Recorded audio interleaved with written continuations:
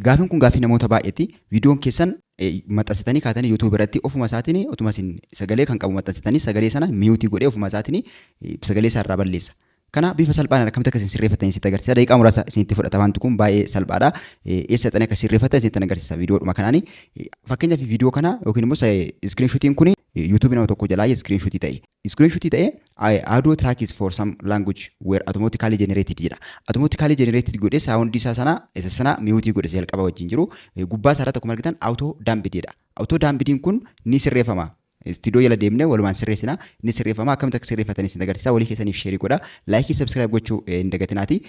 Maaliif yeroo tokko tokko akka kanatti nu rakkisa waan ta'eef kana yerootti sirreessuu qabna yookiin immoo automaatikali irra jira taanaan completely automaatikali irraa kaasnee ofii irraa kaasuu qabna jechuudha.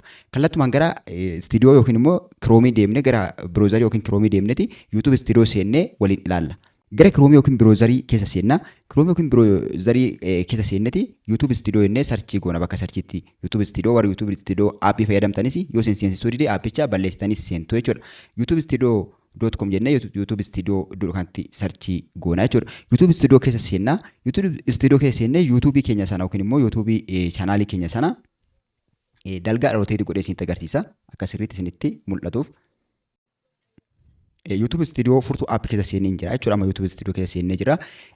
Iddoo YouTube studio keessa seentanii bakka setting kanatti kilikii gootu yookiin immoo setting iddoo kanatti kilikii gootu.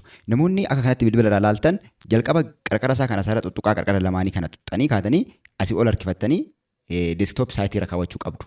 Desktop site irra kaawwattan akka nama ilaalaa jiru kanatti ilaaltu jechuudha.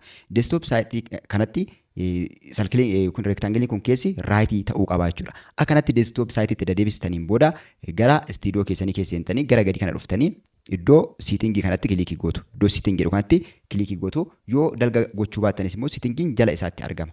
Edda keessa seentaniin booda upload default kan jedhu kanatti kilikii gootu. Upload default irratti kilikii gootanii upload default irratti kilikii gaafa gootan basic jedhee advanced setting jedhee kanatti isinii fida. Advanced setting kan jedhu kanatti kilikii gootu. Advanced setting irratti kilikii gootanii asii ol oofna.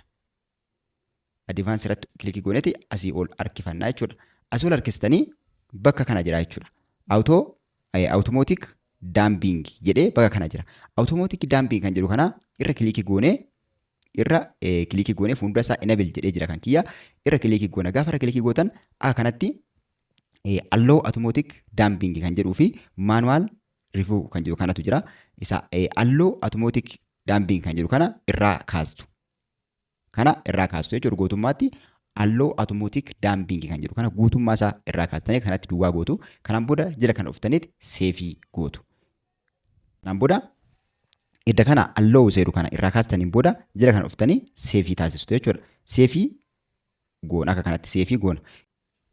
Akkanatti sirreeffattu jechuudha. Kan akka kanatti isin jalaa miyuutii godha kanatti sirreeffattu itti fayyadama. Gaafii keessan koomentii irratti barreessaa walii keessaniif sheerii godha. Nagaan naa tura yeroo gaarii nagaatti.